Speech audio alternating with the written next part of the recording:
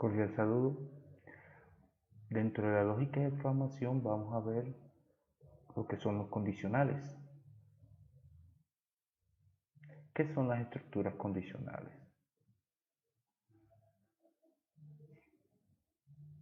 Las estructuras condicionales comparan una variable contra otras u otros valores para que con base al resultado de esta comparación se siga el curso de la acción. Un ejemplo puede ser que si la persona es mayor de edad puede entrar a cine que tengan esa restricción y si no, no puede entrar. O sea, él está comparando la edad de la persona si cumple esa condición. Si no cumple la condición, simplemente no se deja entrar. Él hace una pregunta. Y cabe mencionar que la comparación se puede hacer contra otra variable. Ejemplo, si la variable A es mayor que la variable B, ejecuta una acción. En caso contrario, ejecutará otra. Eso se conoce como condicionales. También puedo compararlo contra una constante. Si la variable A es mayor que 5, o sea, si el valor que hay en la variable A es mayor que 5, realiza una acción. El 5 en este caso sería una constante.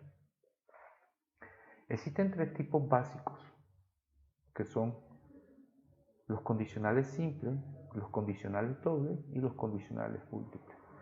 Lo veremos en el transcurso de la clase, con sus respectivos ejemplos. Entonces vamos a definirlo como lo dicen los libros. Un condicional en la programación es una sentencia o grupo de sentencias que pueden ejecutarse o no en función del valor de una condición. O sea, dependiendo de lo que marque la condición, así se ejecutará la acción. Si se cumple la condición, se ejecuta una acción X. Y si no se cumple, se ejecutaría otra acción Y. Los tipos más conocidos de condicionales son el si, o sea que en inglés es if, y el según, que en inglés se traduce como case o switch, dependiendo del lenguaje que tú manejes. Si es un derivado de los lenguajes Zen, generalmente se utiliza la palabra switch, pero si es un derivado de los programas de Visual, como Visual Basic u otro, se utiliza case. Aunque también podríamos mencionar el lanzamiento de errores como una alternativa más moderna para evitar el anidamiento de condicionales. La idea es no utilizar en forma excesiva los condicionales. En sí, los condicionales constituyen junto a los bucles o ciclos los pilares de la programación estructurada y su uso.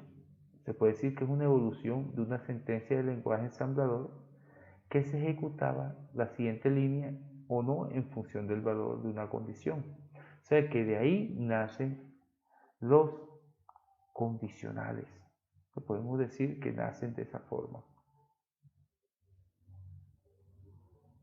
¿Y qué son las estructuras simples?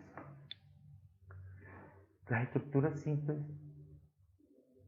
como su nombre lo indica, se les conoce como toma de decisión y tienen la siguiente forma. Solo se ejecutan si se cumple la condición, por eso se llama simple. Él no ejecuta si la condición no se da en este caso. Si la condición que yo tengo dentro de estos, puede decir, símbolos, si la condición que está enmarcada dentro de estos símbolos se cumple, entonces se ejecuta una serie de instrucciones, X cualquiera. En caso de que no se cumplan, sigue su ruta normal, o sea que salta esta línea que está dentro y sigue aquí debajo si hay otras líneas. Esto en el pseudocódigo. Esto generalmente es en el pseudocódigo. Si yo lo quiero representar en un diagrama de flujo, utilizaría esta figura geométrica. Y dentro de esta figura geométrica coloco la condición. Si la condición se cumple, ejecuto una tarea, porque la condición es verdadera. Pero si no se cumple lo que yo estoy preguntando dentro de este rombo, él se sale y busca otro tipo de acción. O sea, si se cumple, ejecuta una acción. Si no se cumple, no ejecuta, sigue el rumbo o su ruta normal. Eso se conocen como condicionales simples. Miremos los condicionales dobles. Las estructuras condicionales dobles permiten elegir entre dos opciones o alternativas posibles, todo en función del cumplimiento o no de una determinada condición. Y podemos representarla de la siguiente forma. Como podemos ver, aquí tenemos el pseudocódigo, el que hemos aprendido en clases anteriores. Entonces preguntamos, si la condición que está enmarcada dentro de estos parámetros se cumple, yo aquí colocaría una serie de instrucciones. ¿Cuál sería? Que me calcule un valor, que me imprima algo, lo que yo desee. En caso de que no se cumpla esa instrucción, simplemente podría condicionarla a que se ejecute otra cosa. Él bifurca el resultado dependiendo de la condición que se enmarque dentro de estos parámetros. Entonces, esta es la sintaxis de cómo se ejecuta. Miremoslo desde el punto de vista del diagrama de flujo. La condición que está dentro de este rombo, si se cumple, coge hacia la derecha y realiza una tarea en caso de que sea verdadera. Si no se cumple, ejecuta otras tareas en caso de que sea falsa, y ambas condiciones se juntan en un punto y ejecutan otras acciones. Miremos acá en forma detallada la sintaxis. El si indica el comando de comparación, o sea, el if si estoy en un lenguaje. Si, condición, indica la condición que se va a evaluar, lo que yo voy a evaluar como condición. Entonces significa que va a preceder a las acciones a realizar cuando se cumple la condición. Entonces. ¿Y cuáles son las instrucciones o instrucciones? Son las acciones a realizar cuando se cumple o no la condición. En caso contrario de que no se cumpla la condición, realizará otro tipo de acción, que eso depende de lo que el usuario haya acordado. O sea, si la condición, al evaluar esta condición, cuando se evalúan unas condiciones, el resultado siempre va a ser de comportamiento lógico. Como así de comportamiento lógico? O sea, que siempre va a ser o falso o verdadero. Otra cosita que hay que aclarar, que se pueden realizar una o más acciones. Todo depende de lo que el usuario haya definido.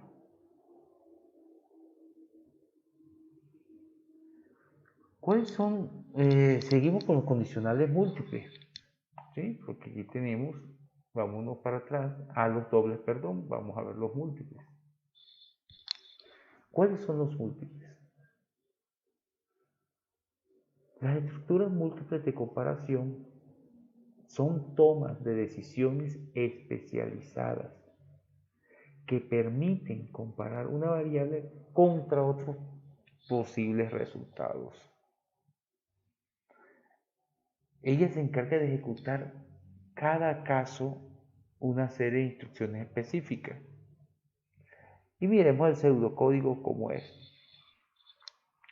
Si la condición se cumple en la primera pasada, la realiza y se salió. O sea, él no ejecutaría ninguna de las condiciones que están dentro. Si esta no se cumple, él dice, si no se cumple, vuelve a comparar la condición con otra de las posibilidades. Si se cumple, ejecuta la serie de acciones y se sale. Si no se cumple, él preguntaría por otra. Y esto depende del número de acciones que yo deseo que se cumplan. Si ya por último son 7 condiciones, si la sexta condición no se cumple, de seguro sería la última, que es la que no se cumple. En pocas palabras, él evalúa hasta que se cumpla, en caso de que se cumpla la misma. Si no lo hace, ejecutará otra acción. Miremos el diagrama de flujo. Condición 1. Si se cumplió la condición 1, la ejecuta y mires por dónde se sale. Hace este recorrido y se salió. Si no se cumple, él pregunta por la condición 2. Si se cumple la condición 2, hace el mismo proceso y se sale. Si no se cumple si yo realicé 3 comparaciones, 1, 2 y 3, si no se cumple esta, es porque esta es la condición verdadera. Entonces, en los condicionales siempre debe haber una condición en caso de que sea verdadero. ¿Listo? Entonces, ya estamos viendo los condicionales múltiples. Ahora viene una especie de condicional muy especializado, se llama caso T. Las estructuras de comparación múltiples es una toma de decisión especializada que nos permiten evaluar una variable con distintos posibles resultados. Ojo con lo que acabo de decir, una variable, no muchas, una con los posibles resultados que puede tener esa variable, ejecutando para cada caso una serie de instrucciones específicas. La sintaxis de cómo se debe efectuar este proceso en forma correcta es el que vemos en el pseudocódigo, que dice, en caso de, aquí coloco la expresión, un ejemplo, como es una variable, puede ser numérica, alfabético o texto, numérica y alfabética. Yo puedo decir, si se cumple la opción 1, él ejecuta las acciones que tiene aquí, él no va a preguntar por el caso 2, ni por el caso 3, ni por el caso n. Simplemente se cumplió en la opción 1, él se sale hasta después del fin caso D. Si no se cumple la 1, él automáticamente por caída libre va a buscar la 2. Si no se cumple la 2, va a buscar la 3 y así sucesivamente. Si no se cumple ninguna, significa que es falsa. O sea, se verifica o se ejecuta la acción en caso de que ninguna de las anteriores se esté cumpliendo. Este es el diagrama de flujo de cómo se ejecuta un caso de o switch. Aquí vamos a mostrar cada uno de los ejemplos de cómo se debe trabajar. Mire este ejemplo. Elabore un programa que pida al usuario un número cualquiera e imprima el mayor de ellos. Lo que estoy dando a entender es aquí en este diagrama de flujo es que debemos prestar mucha, pero mucha atención a la pregunta. Y algo muy importante, cuando es algo desconocido, usted lo pregunta en el programa. Mira lo que dice, que pide al usuario 2 números. La máquina no sabe cuál va a ser los 2 números que va a imprimir, que va a mostrar o que va a escribir. Simplemente escríbalo. Entonces, inicio, los defino como entero, número 1 y número 2. Aquí, tipo entero. Esto significa lectura. O sea, aquí lo está mostrando y aquí lo va a leer. Está leyendo las dos variables, los dos números, N1 y N2. Luego él pregunta si N1 es mayor que 2, o sea, el condicional if. Si es mayor que 2, se va por el verdadero, se imprime el valor, baja en caída libre y se va al fin. Porque aquí todavía no hemos aprendido las estructuras cíclicas. A su lado izquierdo ven un comentario. Dice, el condicional if evalúa la condición si N1 es menor que N2. Si tú digitaste dos números aquí, colocaste N1 menor, se va por acá. Si no, él sabe que el segundo es el que cumple y se va también. Entonces, si es falsa la condición, indica que N1 es mayor y no lo imprime. Eso es todo, ahí está bastante explícito y podemos seguir.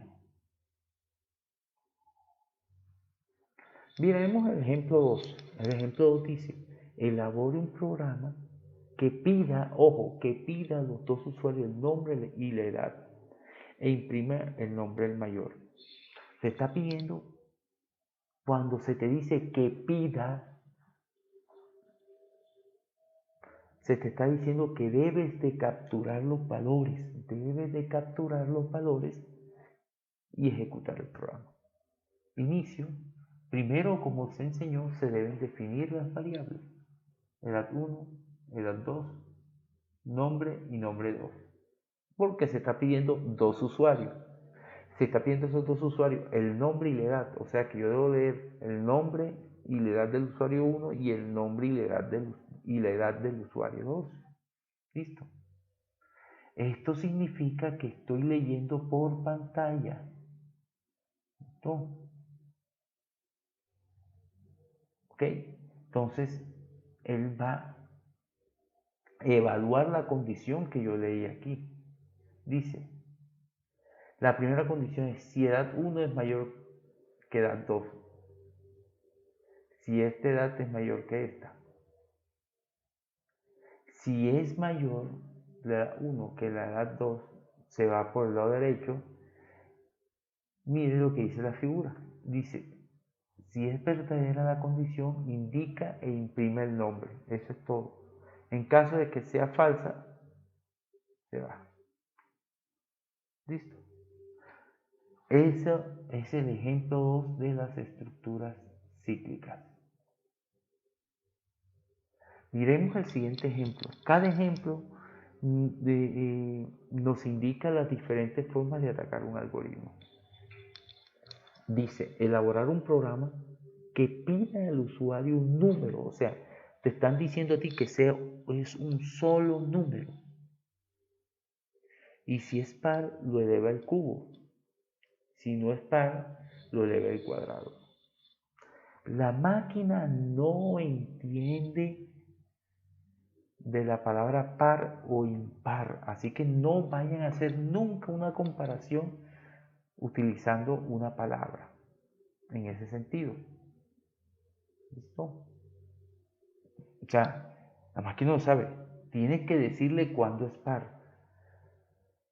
Entonces, primero lea los valores. Se leyeron los valores X, Y y Z. O sea, que se declararon. Entonces, estoy capturando los datos por pantalla. ¿Listo? Aquí estoy efectuando una operación matemática, le estoy capturando el residuo. Cuando un número es par, cuando al dividirlo entre 2, cuando yo lo divido entre 2, su residuo da 0. Por eso se dice que es par. Entonces, ¿dónde estoy guardando esa variable? Ese valor, perdón, lo estoy guardando en Z. Entonces, el condicional if evalúa la condición si el residuo es igual a 0. Generalmente, los números par son divisibles. El problema de los impar por su carga, ¿cómo explicar? Cuando yo efectúo la división entre 2, digo 14 entre 2 y me da como resultado 7 y su residuo es 0, ya yo sé que el número es par. Pero si yo al dividir un número, en este caso 5 entre 2, ya yo sé que no es par, porque de ahí un residuo diferente a 0. Entonces, si es par, va a elevar al cubo la cantidad que leíste y lo imprime. Vuelve a evaluar. Si el resultado de la evaluación es impar, lo eleva al cuadrado. Luego que efectúa todo este tipo de operación, él se sale.